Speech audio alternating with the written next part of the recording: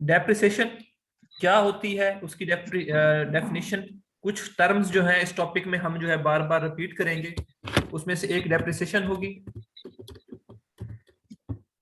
एक residual value होगी, एक कॉस्ट होगी, एक रेजिडुअल वैल्यू होगी, और एक जो है डेप्रिशिएबल वैल्यू होगी। एक कैरिंग अमाउंट हो सकती है। तो ये चीजें जो है ना हम बार बार रिपीट कर रहे होंगे। तो इन टर्म्स के बारे में पहले थोड़ा सा हम जान लेते हैं। डेप्रिसिएशन क्या होती है आपको पहले पता है। Depreciation a gradually decrease in the value of fix asset is called depreciation. ये हम पहले कई दफा पढ़ चुके हैं। कॉस्ट के बारे में हम पहले और बात दोबारा करते थे। बताएं। एसेट की कॉस्ट होती है, एसेट की invoice price plus all directly attributable expenses, ये जिसके ऊपर हमने कल डिस्कशन की है, वो सारी कॉस्ट होती है। रेजिडुअल वैल्यू क्या होती है, इसके ऊपर भी हम डिस्कशन कर चुके हैं। जो एंड पे एसेट की वैल्यू बचती है, एसेट को यूज करने के बाद यूजफुल लाइफ उसकी जब गुजर जाती है, तो एंड पे जो वैल्यू बचती है उसको हम रेजिडुअल वैल्यू बोलते हैं। कैरिंग अमाउंट क्या होती है, ये हम डिस्कस कर चुके हैं कि कॉस्ट में से अकामुलेटेड कम्युलेटेड डेप्रिसिएशन। लेस कर दें तो हमारे पास जो है वो कैरिंग अमाउंट बचती है। तो जो डिस्कशन करने वाली है वो है डेप्रिशिएबल अमाउंट। डेप्रिशिएबल अमाउंट क्या है? डेप्रिशिएबल अमाउंट आप कह सकते हैं total depreciation, total depreciation of an asset. तो एक एसेट की टोटल डेप्रिसिएशन जो है उसे आप डेप्रिशिएबल अमाउंट कहते हैं। इसको कैलकुलेट कैसे करते हैं? इसका फार्मूला है, फार्मूला क्या है इसका?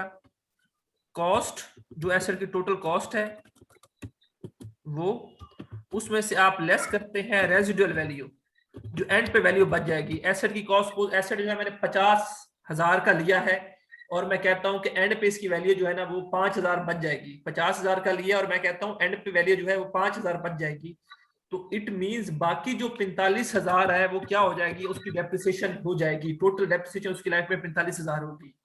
और वो जो 45,000 है उसे मैं क्या कहता हूँ? डेप्रिशिएबल वैल्यू कहता हूँ। उसको मैं क्या कहता हूँ? Depreciable value. फार्मूला क्या है? Cost minus residual value. Residual value के और भी नाम है, स्क्रैप वैल्यू है, सैल्वेज वैल्यू है। ये सारे जो है इसके नाम जो है वो इंटरचेंजेबल है, यूज होते हैं, सिनोनिम्स हैं इसके। तो डेप्रिशिएबल वैल्यू होती क्या है? टोटल डेप्रिसिएशन जो कि एसेट की होनी है उसकी पूरी लाइफ में, उसको हम डेप्रिशिएबल वैल्यू कहते हैं। ये डेप्रिसिएशन टोटल होगी उसकी पूरी लाइफ में। इसका फार्मूला क्या है? Cost minus residual value. Total cost थी, उसमें से जो वैल्यू एंड पे बच जानी है वो हमने साइड पे कर लेनी है। बाकी जितनी भी अमाउंट होनी है वो हमारे पास क्या हो जानी है? डेप्रिशिएट हो जानी है over the life of the asset. तो ये टर्म्स जो कि डिस्कस करनी थी आपके साथ, जो कि आगे जाके बार बार यूज होंगी। अब आते हैं नोट्स में।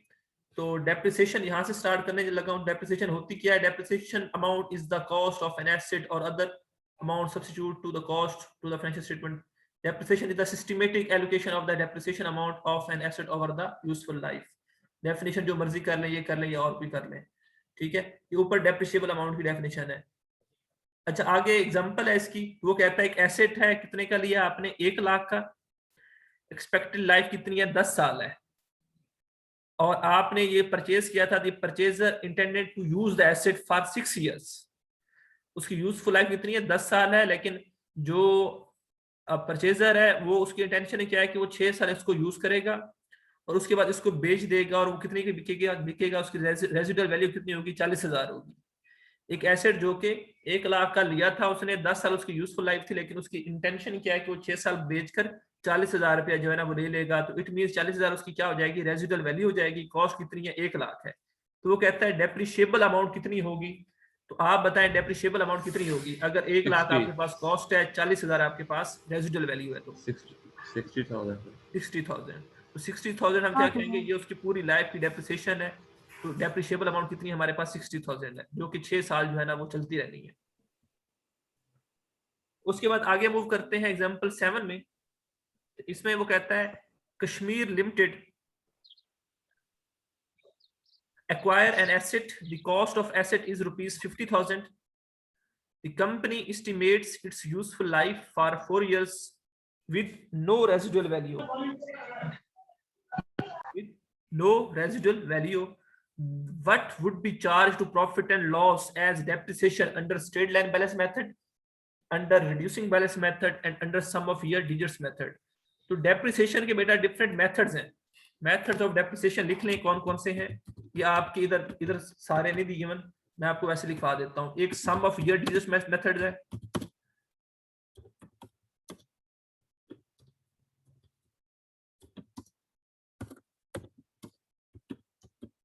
इसका एक और नाम है फिक्स्ड इंस्टॉलमेंट मेथड। ये साथ साथ लिख लें बेटा, फिक्स्ड इंस्टॉल मेथड, ठीक है। एक ये मेथड है, एक हमारे पास डिक्लाइनिंग मेथड है, डिक्लाइनिंग बैलेंस मेथड है। एक इसका एक और नाम भी है, इसे आप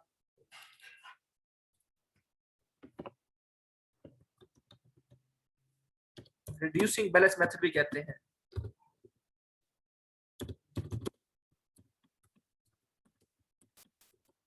इसको आप रिड्यूसिंग बैलेंस मेथड भी कहते हैं। दो हो गए। तीसरा मेथड मेरे पास है double declining, double declining balance method. एक और हमारे पास है sum of year digits method, sorry sorry sorry sorry sorry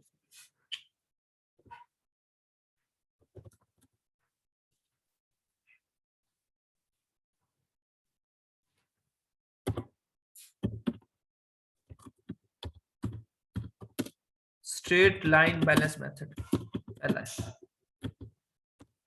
ये हमारे पास sum of year digits method है। उसके बाद एक हमारे पास प्रोडक्शन मेथड भी होता है, इसको आप मैकर्स भी कहते हैं, सॉरी प्रोडक्शन मेथड, इसे आप यूनिट्स ऑफ आउटपुट मेथड भी कहते हैं।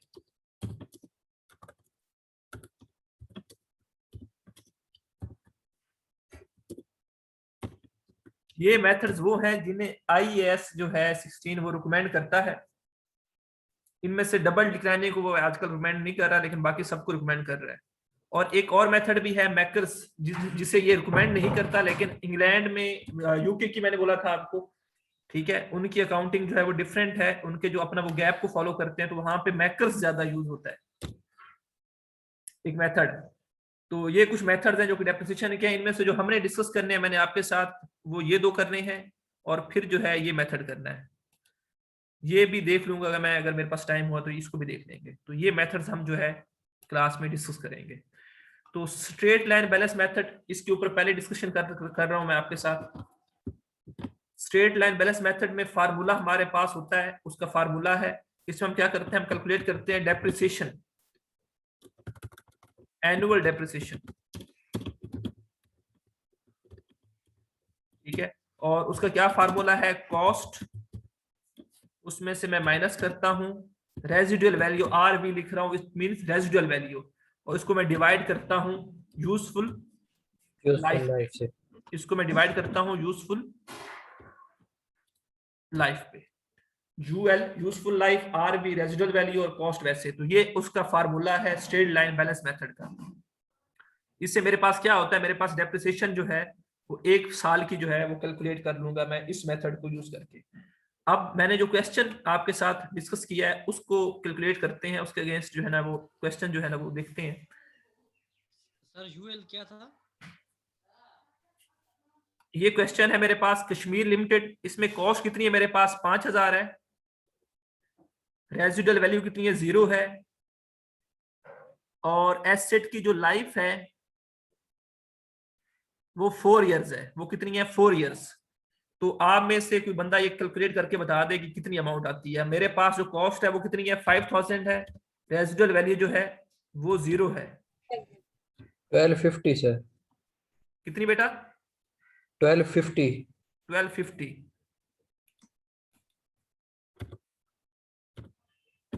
तो ये मेरे पास क्या होगा,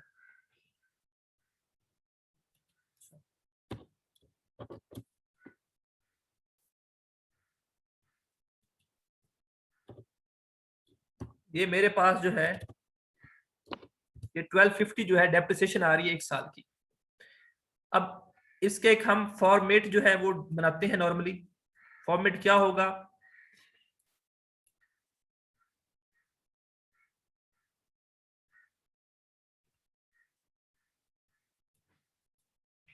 ये एसेट है, उसकी ये लाइफ है ईयर, इसे आप डेप्रिसिएशन स्केड्यूल बोलते हैं, इसको हम डेप्रिसिएशन स्केड्यूल बोलते हैं।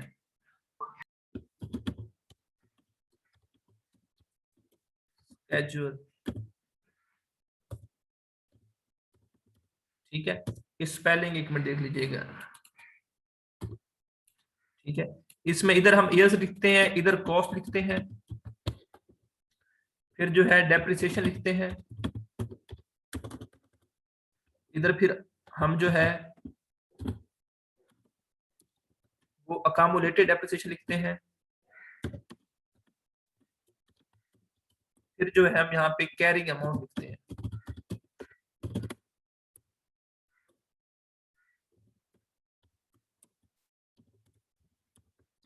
कैरिंग अमाउंट या कैरिंग वैल्यू,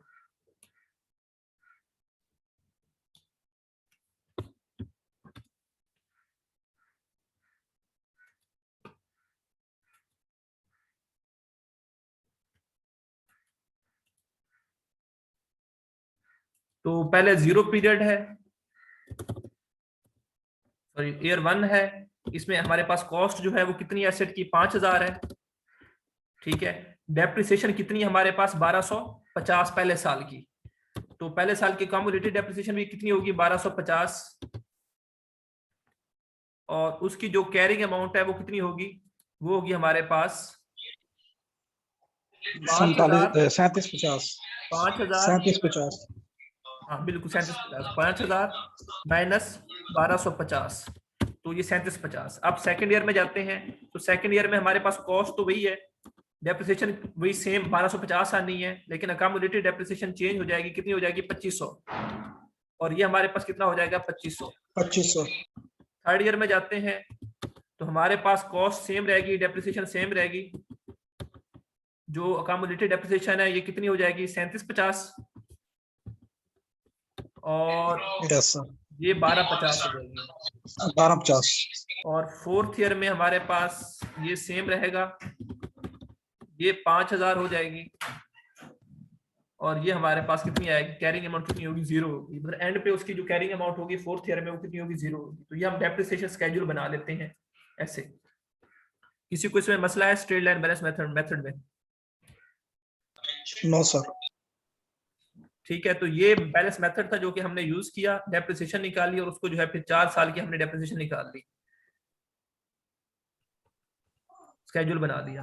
अब आपको पता होगा कि पहले साल जो आपकी एसेट की डेप्रिसिएशन होगी वो इतनी होगी, उसकी कैरिंग अमाउंट इतनी बचनी है, दूसरे साल ये होगी, तीसरे साल ये, चौथे साल ये, तो आप उसके अकॉर्डिंग जो है वो एंट्रीज कर सकते हैं। अब आपने अगर एंट्री करनी होगी तो पहले साल जब आप एंट्री पास करोगे डेप्रिसिएशन की, तो क्या पर पास करोगे, डेप्रिसिएशन डेबिट,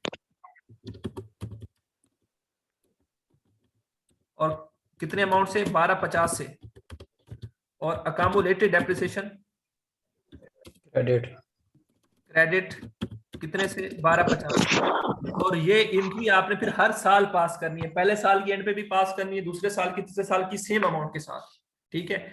इसलिए इसको फिक्स्ड इंस्टॉलमेंट बैलेंस मेथड कहते हैं, क्योंकि इसमें डेप्रिसिएशन जो है वो सेम रहती है हर साल। कुछ पॉइंट्स याद रख लें, लिख लें कि स्ट्रेट लाइन बैलेंस मेथड का एक और नाम क्या है, फिक्स्ड इंस्टॉलमेंट बैलेंस मेथड, और इसमें डेप्रिसिएशन क्या होती है, हर साल सेम होती है, और इसमें हम डेप्रिसिएशन किस पे कैलकुलेट करते हैं, कॉस्ट के ऊपर, इसमें हम डेप्रिसिएशन किस पे कैलकुलेट करते हैं, कॉस्ट के ऊपर। क्लियर है यहां तक? दोबारा बताएं सर, यही जो लिखनी है। रिकॉर्डिंग में सुन लीजिएगा फिर लिख लीजिएगा। डेप्रिसिएशन जो है बेटा वो हम कॉस्ट के ऊपर रिकॉर्ड करते हैं, जो हमारे पास स्ट्रेट लाइन बैलेंस मेथड है इसको हम फिक्स्ड इंस्टॉलमेंट बैलेंस मेथड भी कहते हैं। क्यों कहते हैं, क्योंकि इसमें डेप्रिसिएशन जो है हर पीरियड में सेम रहती है, क्योंकि इसमें डेप्रिसिएशन हर पीरियड में सेम रहती है, तो अकाउंटिंग एंट्री जो है, अगर स्ट्रेट लाइन बैलेंस मेथड आप यूज कर रहे हैं तो हर साल उसकी अकाउंटिंग एंट्री सेम अमाउंट के साथ होगी।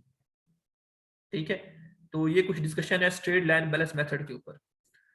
अब हम बात करते हैं अगला बैलेंस मेथड जो हमारे पास है, वो है डिक्लाइनिंग बैलेंस मेथड। इसके लिए जरूरी है कि आपके पास कैलकुलेटर हो, इसके लिए जरूरी है कि आपके पास कैलकुलेटर हो। डिक्लाइनिंग बैलेंस मेथड के ऊपर एक दो बातें जो कि आपने लिखनी है। ठीक है, डेप्रिसिएशन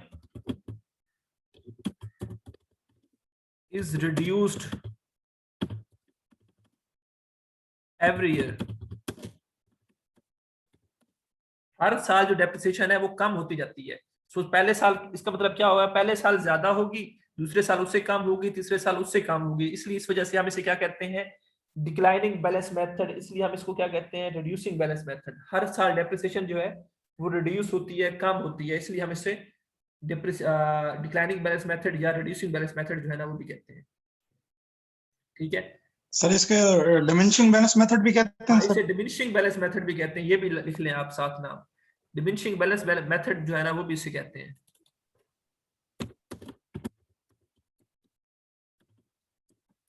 डिमिनिशिंग बैलेंस मेथड भी इसे कहते हैं। ठीक है, तो ये इसके नाम है। और इसमें एक बात आपने ध्यान में रखनी, इसमें हर साल जो डेप्रिसिएशन है वो आपकी कम होती रहेगी। और इसमें हर साल जो डेप्रिसिएशन रेट होगा, क्या कैलकुलेट करेंगे, used depreciation rate, and depreciation is calculated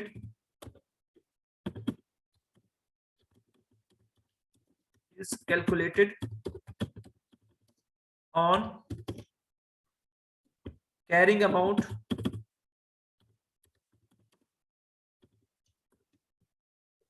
book value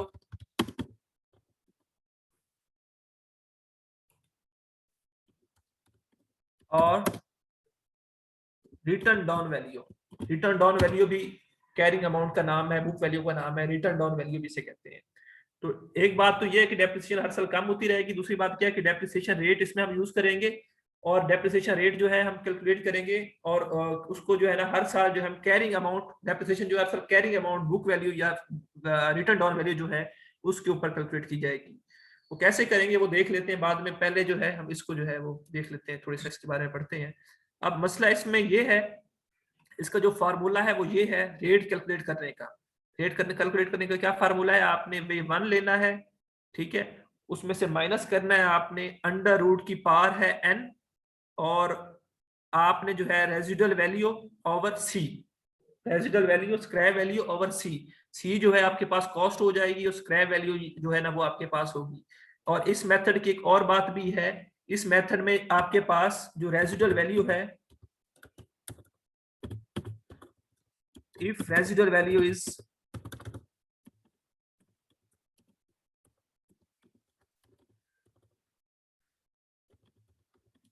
zero, it will be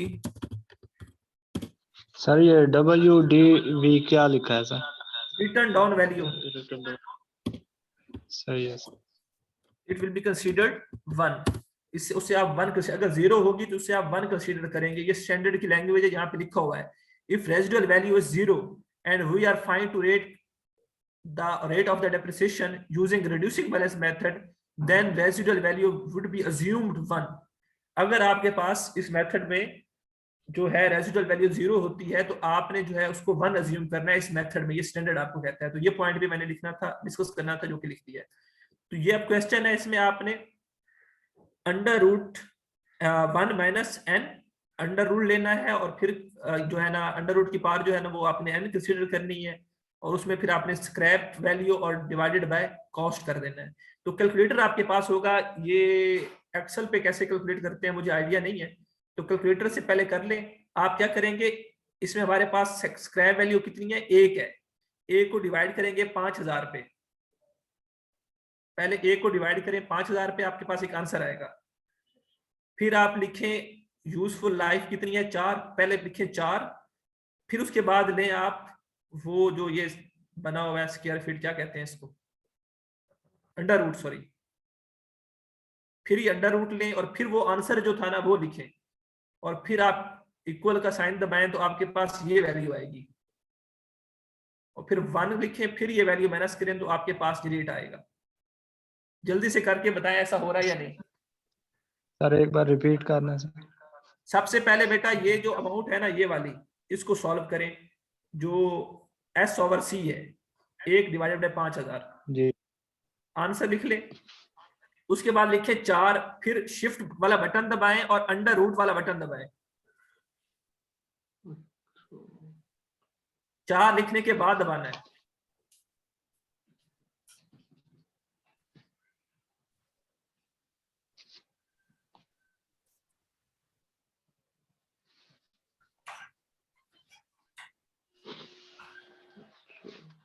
फिर उसमें वो जो आंसर आपने निकाला है 1 डिवाइडेड बाय 5000 वाला, वो आंसर लिखें और इंटर का बटन दबा दें, सॉरी इक्वल का।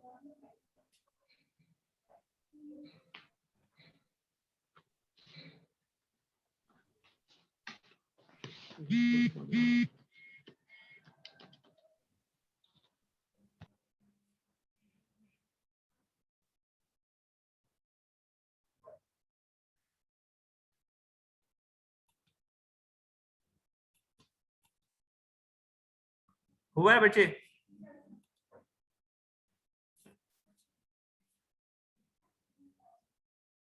सर समझ नहीं आया सर, नहीं हो रहा। बेटा आप इस तरह करें, इसका रेट ये निकलता है 88.11। इस रेट से हम क्वेश्चन करते हैं, वो कैसे कैलकुलेट करना है उसका फार्मूला जो है मैं आपको वीडियो बना के कैलकुलेटर से आपको सेंड कर दूंगा। सही है सर। इसका जो आंसर निकलेगा वो कितना निकल रहा है 88.11। तो 88.11 क्या है आपके पास? डेप्रिसिएशन रेट है। 88.11 क्या है? डेप्रिसिएशन रेट है। अब हम इस क्वेश्चन का रेट निकाल लेना है, जो भी निकलेगा। इस क्वेश्चन का रेट जो है मेरे पास कितना निकल रहा है 88.11। अब मैंने ये स्केड्यूल तैयार करना है। इसमें मैं कुछ एडिशन कर दूंगा।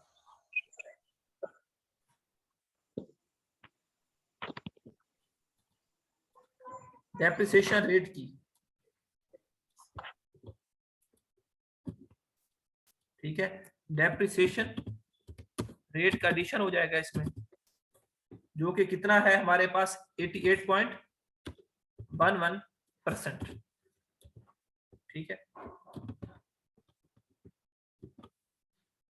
तो अब क्या होगा, बाकी चीजें आपकी सारी चेंज हो जानी है। कॉस्ट सेम रहनी है, ईयर सेम रहने हैं और डेप्रिसिएशन रेट सेम हो जाना है, बाकी चीजें चेंज हो जानी है। तो पहले साल डेप्रिसिएशन काउंट करनी है, तो पहले साल तो डेप्रिसिएशन है ही नहीं हमारे पास जीरो पीरियड में, तो जो कॉस्ट है वही हमारे पास क्या है, उसकी बुक वैल्यू है, वही हमारे पास कैरिंग अमाउंट है, वही हमारे पास बुक रिटर्न डाउन वैल्यू है। तो मैं क्या करूंगा, ये 5000 है,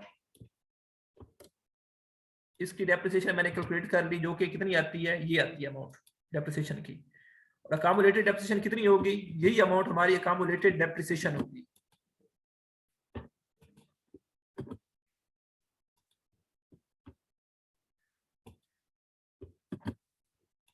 यही अमाउंट हमारे पास क्या होगी बेटा, अकामुलेटेड डेप्रिसिएशन होगी, वो मैंने लिख ली। उसके बाद आगे मैंने क्या करना है, कैरिंग अमाउंट कैलकुलेट करनी है। तो कैरिंग अमाउंट का क्या फार्मूला होता है, कॉस्ट माइनस अकामुलेटेड डेप्रिसिएशन। तो मैंने कैरिंग अमाउंट कैलकुलेट कर ली, पहले साल की कैरिंग अमाउंट मेरे पास आ गई। ये किसी को इसमें मसला है तो बेटा बताएं। सर ये 4404 ये कैसे आया सर, इनको मल्टीप्लाई किया? 5000 का आप 88.11% लेंगे तो ये अमाउंट आएगी। ओके अब सर, मैंने ये सेकंड ईयर में जाना है, तो सेकंड ईयर में मैंने डेप्रिसिएशन कैलकुलेट करनी है, लेकिन अब 5000 पे नहीं करनी, क्योंकि मैंने क्या पता कैरिंग अमाउंट में मैंने डेप्रिसिएशन कैलकुलेट करता हूं under residual declining balance method. Under declining balance method में किस पे करता हूं, कैरिंग अमाउंट पे, रिटर्न डाउन वैल्यू पे। Carrying amount. तो अब मैंने जो रेट यूज करना है वो इस पे करना है, ना कि कॉस्ट के ऊपर। पहले साल कॉस्ट के ऊपर किया था, क्यों किया था, क्योंकि पहले साल मेरे पास जो है वो कैरिंग अमाउंट नहीं थी, मेरे पास जो कॉस्ट थी वही मेरी कैरिंग अमाउंट थी।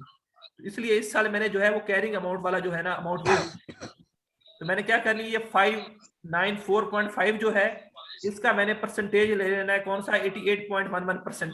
तो मेरे पास डेप्रिसिएशन आ जाएगी। तो ये डेप्रिसिएशन आ गई मेरी सेकंड ईयर की 523। हाँ, तो अब अकामुलेटेड डेप्रिसिएशन में क्या करना है, मैंने पिछले साल की डेप्रिसिएशन प्लस इस साल की डेप्रिसिएशन, तो मेरे पास क्या आ जाएगी, अकामुलेटेड डेप्रिसिएशन आ जाएगी। और फिर मैं बुक वैल्यू कैलकुलेट कर लूंगा, कैरिंग अमाउंट जो है कैलकुलेट कर लूंगा ऐसे, कॉस्ट माइनस अकामुलेटेड डेप्रिसिएशन करूंगा तो मेरे पास कैरिंग अमाउंट कैलकुलेट हो जाएगी। वो मैंने कर ली। अब थर्ड ईयर में आता हूं, तो थर्ड ईयर में अब मैंने दोबारा डेप्रिसिएशन कैलकुलेट करनी है, और मैंने अब कॉस्ट पे नहीं करनी बल्कि मैंने जो है कैरिंग अमाउंट पे करनी है। और कैरिंग अमाउंट मेरे पास लेटेस्ट कितनी है, 70.8605%। सॉरी, तो मैं क्या करूंगा, ये कैरिंग अमाउंट है, इसको मैंने मल्टीप्लाई करना है किसके साथ, अपने डेप्रिसिएशन रेट के साथ। तो मेरे पास क्या आ जाएगा, डेप्रिसिएशन क्या है, डेप्रिसिएशन को ऐड करके लिखना है, पिछले साल की डेप्रिसिएशन प्लस इस साल की डेप्रिसिएशन। तो ये मैंने ऐड कर दिया। और कैरिंग अमाउंट क्या होनी है, मेरे कॉस्ट माइनस अकामुलेटेड डेप्रिसिएशन होनी है, तो मैंने कर दिया, तो मेरे पास ये आ रही है। अब फोर्थ ईयर में जो है नॉर्मली ये होता है कि हम जो है फोर्थ ईयर में पहले रेजिडुअल वैल्यू लिख लेते हैं, लेकिन आप ऐसे भी कंटिन्यू करना चाहते हैं तो कर सकते हैं। शोर बहुत आ रहा है। माइक बंद करने बेटा, जिनके पास हो रहा है। ये डेप्रिसिएशन आ गई मेरे पास, अकामुलेटेड डेप्रिसिएशन क्या होगी मेरे पास, this depreciation plus this one, तो ये अकामुलेटेड डेप्रिसिएशन आ गई। और ये अप्रोक्सीमेटली जो है एक के करीब करीब मेरे पास क्या आ रही है, carrying amount, residual value, sorry carrying amount जो है वो आ रही है, रिटर्न डाउन वैल्यू जो है वो आ रही है, बुक वैल्यू जो है वो आ रही है। और एंड पे हमारे पास जो वैल्यू है 4 साल के बाद, वो भी हमने अज्यूम की थी तकरीबन एक के करीब करीब बचेगी, और वो उतनी बच रही है। किसी को कोई मसला है तो बेटा बता दें, किसी को कोई इशू है तो बेटा बता दो। सर ये मस्ट है कि यहाँ पे एंड पे 1 बजता है? हाँ, अप्रोक्सीमेटली 1 बजता है। तो ज्यादा सर बच जब रहा हो सेकंड तो में